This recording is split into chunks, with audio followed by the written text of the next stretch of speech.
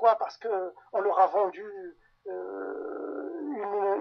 image qui n'est pas vraie de la réalité canadienne. La même chose pour les États-Unis, sauf que bon, les États-Unis, il y a beaucoup de gens qui gagnent dans cette loterie, qui a aidé beaucoup de gens et qui viennent et qui butent contre ces réalités-là. On va en parler. Et il y a le rêve spirituel, c'est-à-dire que tout en faisant ce voyage géographique dans les coins du monde, on fait ce voyage à l'intérieur de nous-mêmes. C'est-à-dire qu'il faut toujours garder cette balance.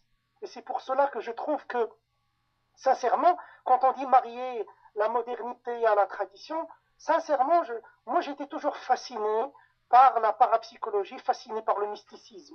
Je crois que le soufisme, le mysticisme nous donne cette assise, nous donne cette assise et cette balance.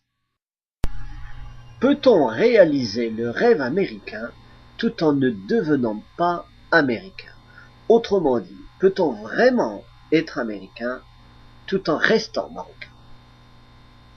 Ah, très très très bonne question. D'ailleurs, je continue mon volet sur parce que c'est une très très bonne question, je continue mon volet sur la définition du rêve américain pour répondre à cette question très importante. Est-ce qu'on peut réaliser le rêve américain, ou d'une autre manière, peut-on devenir américain tout en restant marocain?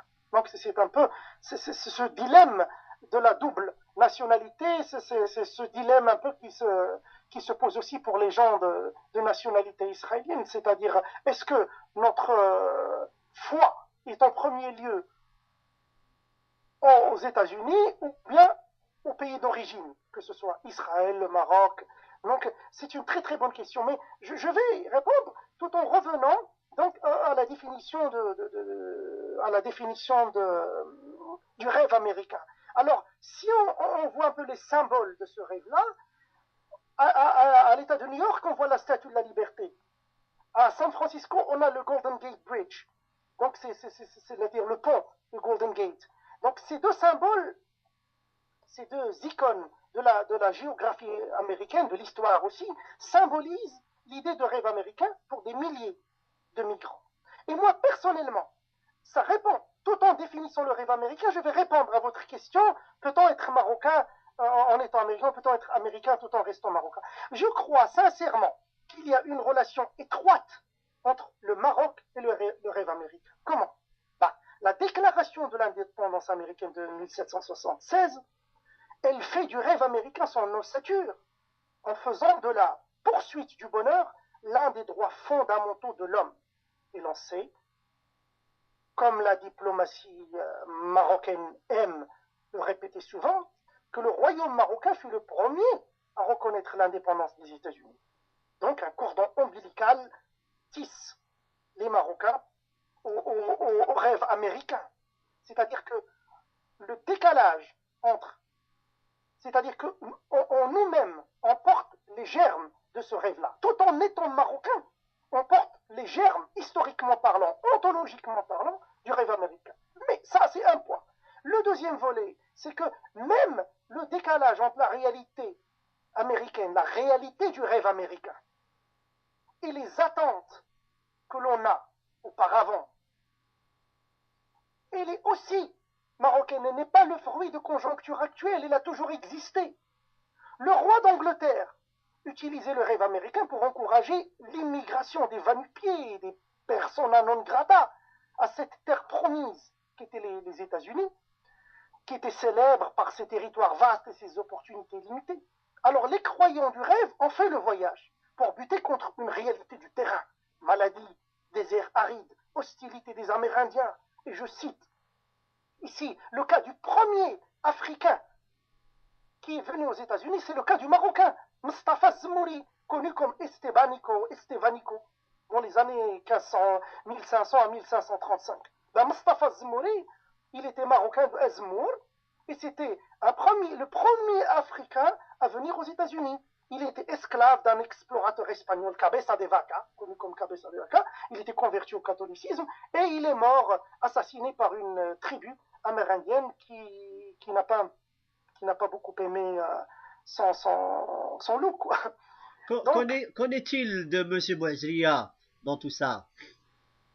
M. Bouazria, génétiquement, se retrouve, et génétiquement et historiquement, si l'on est si l'on est un fervent croyant de la parapsychologie, tout ça, tout se rencontre. Oui, il y a toujours des liens qui se tissent avec des manières un peu peut-être qui nous échappent, mais moi, je crois que je suis en train de vivre la même chose comme Marocain aujourd'hui, avec une variante. La variante, c'est que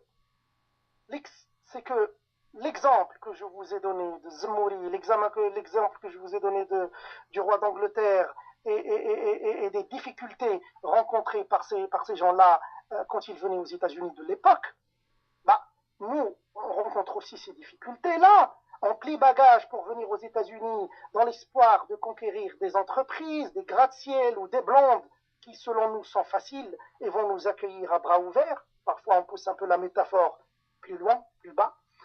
La réalité donc qui nous attend est celle que l'on rencontre, la réalité du terrain, et celle qui n'a rien à voir avec nos attentes. C'est le travail continu, c'est les factures imposantes et insistantes, c'est une quasi-vénération de la classe moyenne, c'est-à-dire que l'on va être prisonnier quand on est dans le monde professionnel, à moins que l'on fasse son propre business, on va être prisonnier de cette marge de classe moyenne qui caractérise l'État américain. La variante est la suivante. Parfois, le régime marocain exagère les méfaits de l'Eldorado. Pourquoi? Pour récupérer son prestige, sa hiba, face aux déserteurs, parce que en quelque sorte, nous sommes des déserteurs. Hein. On a tourné notre dos aux différents Eldorado du Maroc qui nous chatouillaient. Et on a osé débarquer ici. Parfois, des gens osent encore plus. Ils osent leur vie pour aller dans des pateras, dans l'Eldorado espagnol. Nous, on n'est pas à ce niveau-là, mais quand même, nous sommes vus comme des déserteurs. Alors, comme si le message était, ne donnez jamais votre dos au pays qui vous a fait grandir.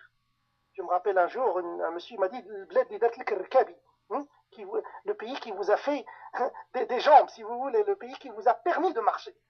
Donc il faut toujours, et c'est pour cela, et c'est dans ce contexte que l'on situe le proverbe marocain, c'est-à-dire que l'on préfère quelque chose d'amertume de chez nous, quelque chose de sucré et qui a un bon goût de chez les autres. Mais sincèrement, moi j'ai un problème avec les nationalismes farouches. Nous sommes dans une ère de globalisation, c'est-à-dire qu'il faut culturellement toujours, on emprunté, on a l'empreinte, on porte l'empreinte de notre pays, c'est certes, d'ailleurs même au niveau du